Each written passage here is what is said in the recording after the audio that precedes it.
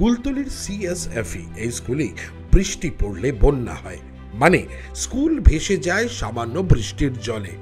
তবু খুদে পড়ুয়াদের এই স্কুলেই পাঠাতে বাধ্য হন অভিভাবকরা। এখানেই শেষ নয়, ছাদ থেকে জল চুইয়ে পড়লেও শেষ রক্ষা হয় না, ভেঙে পড়ে চাঙড়। স্কুলের সমস্যা বলতে বিল্ডিংয়ের অবস্থাগুলো ভালো নয়, শ্রেণীকক্ষগুলো প্রায় খুব বিপজ্জনক অবস্থায় আছে।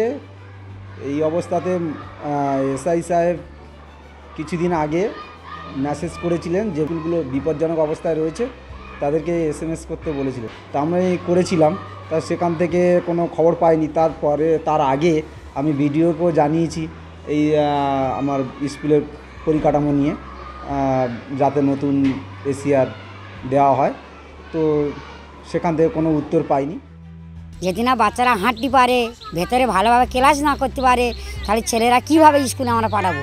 কীভাবে এই তো আজকের এই ছাদ ভেঙে পড়েছে, কীভাবে ছেলেগুলো আমরা পাঠাবো? বহু চিঠি, চাপাটি, অনুনয় বিনয় সবই নাকি হয়েছে, তবু স্কুলের জান ফেরেনি।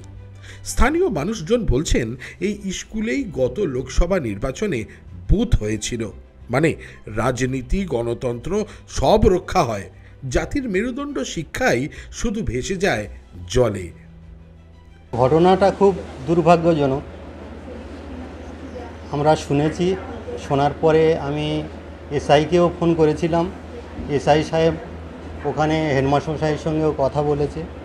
তা যাই হোক, এখানে কেউ কোনো ছাত্রছাত্রী বা আমাদের যারা টিচার স্টাফ আছে কেউ ইনজিওর হয়নি, এটা আমাদের কাছে খুব ভালো খবর।